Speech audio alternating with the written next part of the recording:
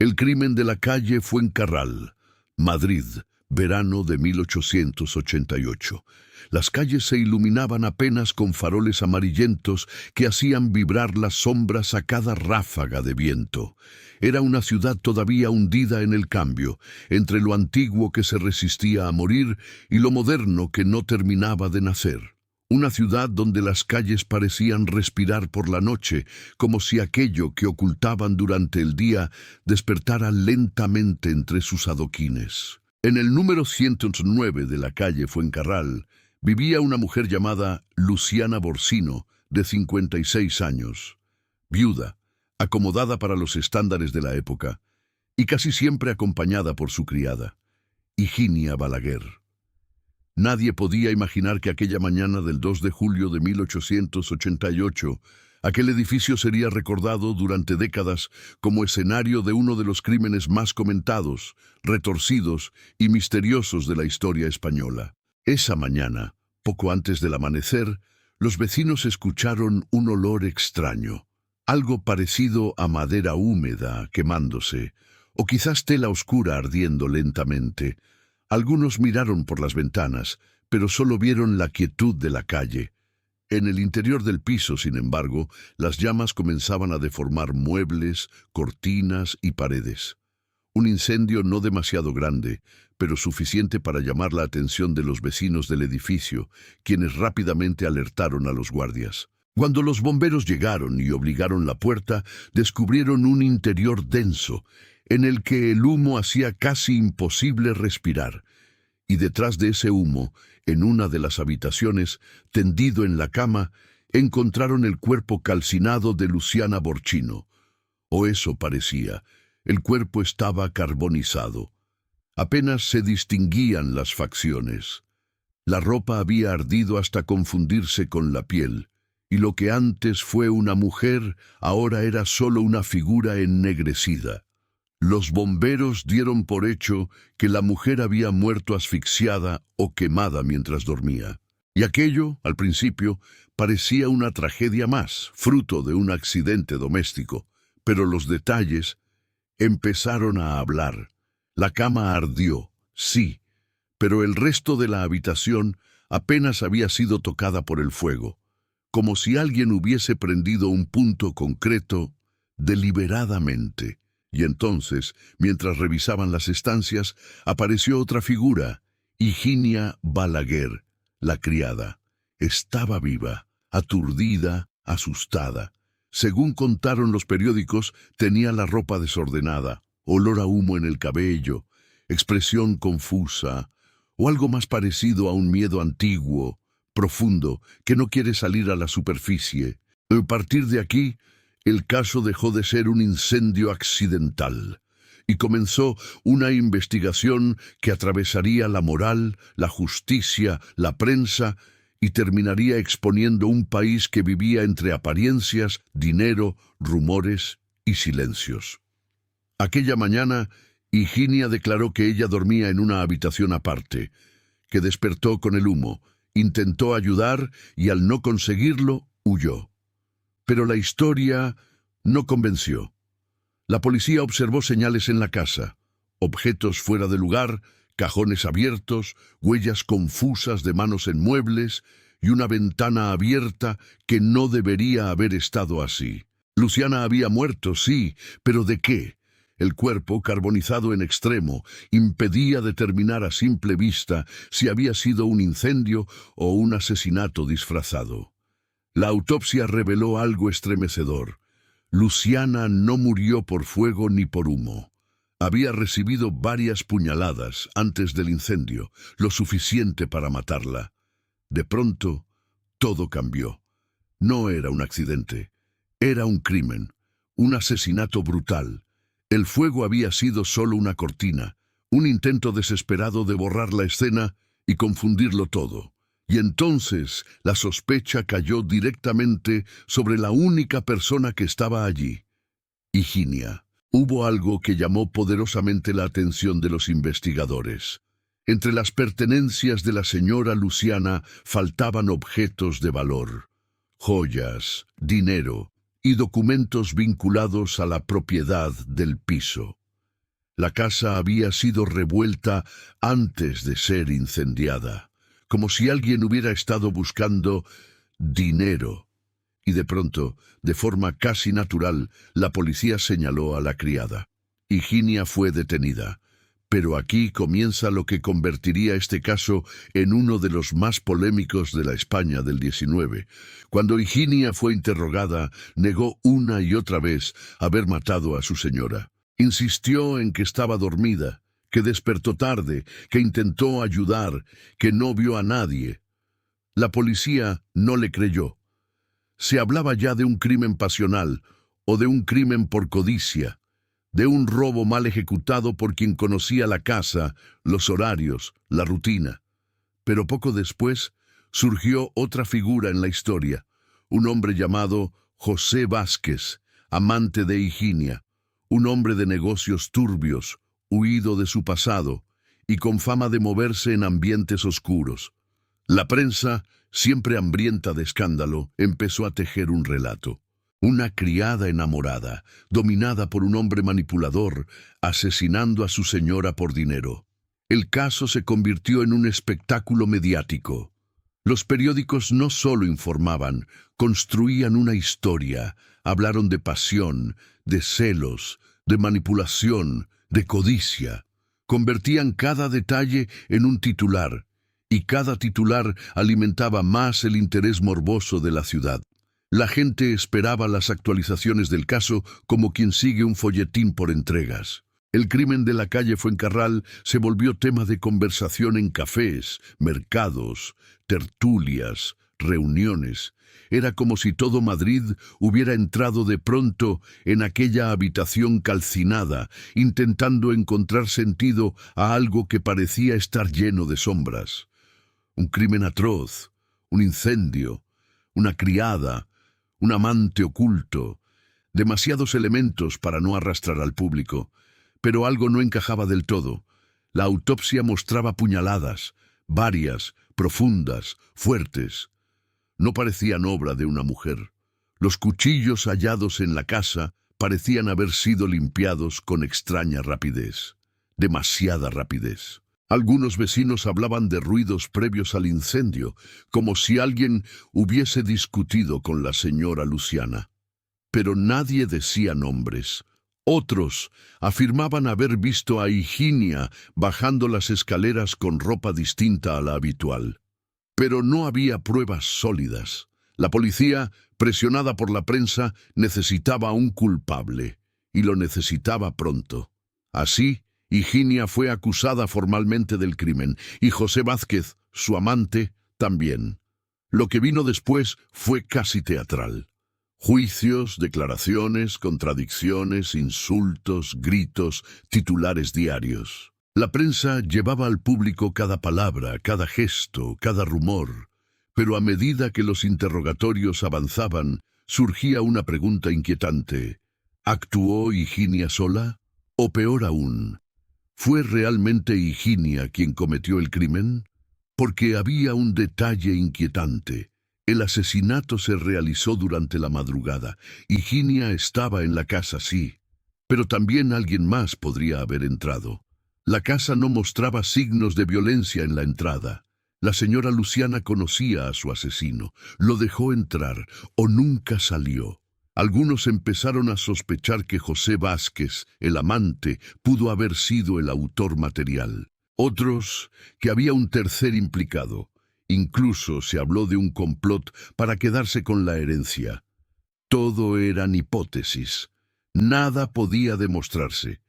Y mientras tanto, la ciudad seguía alimentando el morbo. En aquel Madrid antiguo, donde los periódicos tenían más poder que la policía, la verdad parecía moldearse según convenía. Y esa verdad, como siempre, tenía un precio. Higinia fue presentada como la verdadera culpable, pero una sombra empezó a flotar sobre el juicio. La sospecha de que estaba siendo utilizada como chivo expiatorio. Mientras tanto, voces anónimas murmuraban otro nombre. Un nombre que apenas se mencionaba en público, pero que sonaba entre despachos, pasillos y conversaciones nocturnas. Un nombre que, según algunos, podría haber estado detrás de todo. Y ese nombre estaba a punto de aparecer. El juicio comenzó en un ambiente que más parecía un teatro que una sala judicial. Los bancos estaban llenos incluso antes de que amaneciera. La gente se empujaba para entrar, y los periodistas ocupaban cada rincón, tomando notas frenéticas, mientras los acusados eran llevados bajo la vigilancia de los guardias. Higinia Balaguer entró cabizbaja. No era la figura fría que la prensa describía. Parecía rota, como alguien atrapado en una historia demasiado grande para ella. José Vázquez, en cambio, entró con una postura más firme, alto, delgado, gesto rígido. Su silencio pesaba, como si llevara secretos que nadie más conocía. La acusación describió a Higinia como una mujer movida por la ambición, alguien capaz de asesinar por dinero, manipulada o acompañada por su amante. Según aquella versión, ambos habían planeado el crimen, matado a Luciana durante la madrugada y prendido fuego a la habitación para borrar las huellas. Pero había algo que no encajaba. Ninguna prueba situaba a José Vázquez dentro de la casa esa noche. Todo era circunstancial, basado en rumores y en la relación de ambos.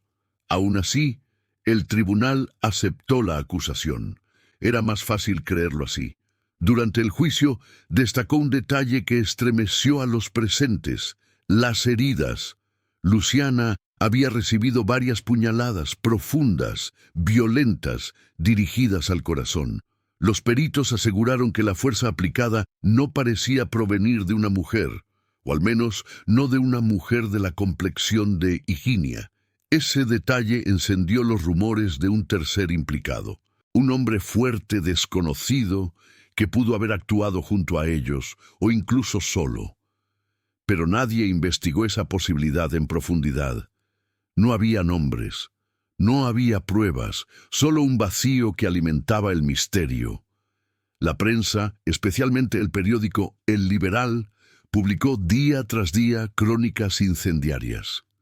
Cada artículo aumentaba la presión sobre la acusada, señalándola como la criada asesina o la mujer de manos rojas, creando una imagen pública de culpabilidad incluso antes del veredicto. El juicio se había convertido en un espectáculo popular. La ciudad pedía sangre, la justicia también. Higinia mantuvo su inocencia. Una y otra vez insistía en que solo había intentado ayudar, que había despertado tarde, que había huido por miedo. Pero la sala no creyó en sus palabras. Las pruebas, aunque débiles, apuntaban hacia ella, o al menos eso parecía ante los ojos del tribunal. Finalmente, tras días de testimonio, el veredicto llegó. Culpable. La sala contuvo el aliento. Se esperaba condena. Pero lo que vino después estremeció incluso a quienes habían exigido justicia. Higinia Balaguer fue condenada a pena de muerte. La noticia sacudió a toda España. Una mujer sería ejecutada públicamente en pleno siglo XIX. No era común, mucho menos cuando todavía existían dudas. Algunos periódicos comenzaron a cuestionar la sentencia. Otros defendían la ejecución. Y así, el crimen de la calle Fuencarral se convirtió en una grieta moral en la sociedad española, donde la justicia, la prensa y la opinión pública parecían enfrentarse por primera vez con la misma fuerza. Pero lo más inquietante ocurrió después. José Vázquez fue absuelto. El jurado determinó que no había pruebas suficientes para condenarlo. No había testigos, no había objetos robados en su posesión, no había marcas de sangre, no había nada. El hombre que había sido señalado durante semanas salió libre y desapareció de Madrid poco después, como si hubiese estado esperando ese momento. El día de la ejecución, Higinia fue llevada al patíbulo. Cuentan los periódicos que subió las escaleras con una calma que sorprendió incluso a los más duros, que no lloró, que no se derrumbó, que mantuvo la mirada. Y justo antes de morir, pronunciaron unas palabras que quedaron grabadas en la historia. Yo no la maté. Un susurro que atravesó el silencio y quedó flotando en el aire como un hilo invisible que nadie pudo romper. Y entonces el garrote vil hizo su trabajo. Higinia murió, ejecutada por un crimen del que muchos, incluso en ese momento, dudaban que fuera realmente culpable. El cuerpo fue retirado, la gente se dispersó y la ciudad siguió su vida. Pero algo quedó clavado en el tiempo: la duda. Porque hay un detalle histórico que pocos recuerdan. Años después, durante nuevas revisiones del caso, se planteó formalmente la posibilidad de que Higinia hubiera sido víctima de un error judicial y que el verdadero responsable jamás fuera identificado. Algunos investigadores apuntaron de nuevo hacia José Vázquez. Otros hablaron de un tercer individuo que pudo haber actuado solo, aprovechando la situación para asesinar y robar. Pero la justicia no se movió. Higinia ya estaba muerta. El piso de la calle Fuencarral quedó sellado durante tiempo. Algunas personas aseguraron escuchar ruidos extraños, provenientes del interior, incluso después del incendio. Otras hablaron de una ventana que se abría sola por las noches. Rumores, quizá, o recuerdos que se niegan a desaparecer. Lo cierto es que aquel crimen marcó un antes y un después en la crónica negra española. No solo por su brutalidad, sino porque mostró la fragilidad de la justicia y el poder devastador de los periódicos, capaces de convertir sospechas en certezas y rumores en condenas.